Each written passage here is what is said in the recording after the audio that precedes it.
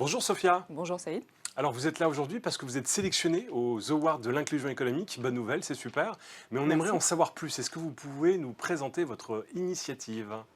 Alors Five Discovery, c'est une start-up spécialiste des environnements en réalité virtuelle autour du développement des soft skills, donc tout ce qui est comportemental, et des hard skills, tout ce qui est gestes métiers. Et notre objectif, c'est vraiment de démocratiser les soft skills. Donc les soft skills, c'est la communication, c'est l'intelligence émotionnelle, c'est la gestion des conflits, c'est la préparation aux entretiens, c'est l'interaction sociale, etc. Ce sont des compétences clés tout au long de l'éducation et de la carrière. Donc notre objectif, c'est faire que les soft skills soient accessibles à tous, au plus grand nombre. Donc ça, c'est notre ADN. Notre ADN, c'est vraiment cette inclusion. Et puis également de sensibiliser les recruteurs au recrutement de la diversité, quelle qu'elle soit. Ok. Est-ce que si je suis un candidat, j'ai plus de chances que les autres à partir du moment où j'ai un diplôme? Et à l'inverse, si j'ai pas de diplôme, est-ce que je serai vraiment reconnu au niveau de mes compétences? Alors, il est vraiment montré que c'est vraiment le comportement, les soft skills qui sont au cœur de l'accélération de la carrière.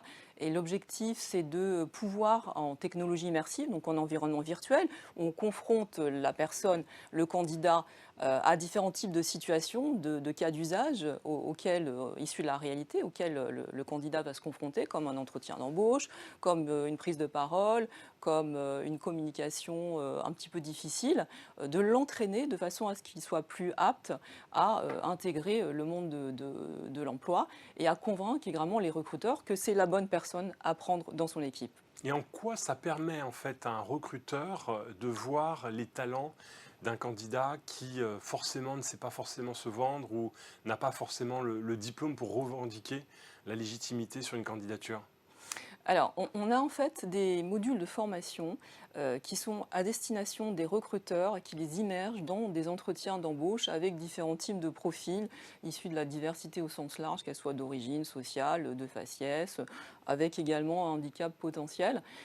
L'idée, c'est de sortir de la subjectivité, des biais inconscients, des préjugés qu'on peut avoir face à tel type de profil, avec potentiellement des profils qui n'ont pas forcément l'habitude de se mettre en valeur ou de montrer, ou qui ont un manque de confiance en eux, ou un manque de positionnement personnel, de leur montrer qu'au-delà de ça, il y a une personne avec ses qualités, ses talents, et qu'on a tout l'intérêt du monde à l'intégrer au sein de l'organisation.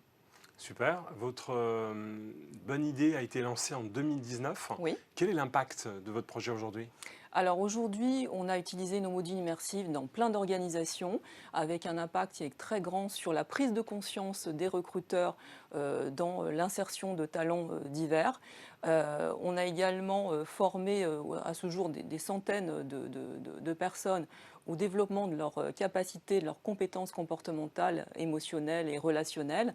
Et on voit qu'il y a une accélération dans l'employabilité, une accélération également dans la prise de confiance pour s'insérer le mieux possible dans les entreprises, qu'elles soient privées ou publiques. Est-ce que vous pouvez préciser en quoi cet outil peut permettre de lutter contre les discriminations à l'emploi? Alors très concrètement, un recruteur est dans un scénario immersif en réalité virtuelle où il va rencontrer différents types de candidats issus de la diversité, qu'elle soit d'origine sociale, de genre, de faciès également.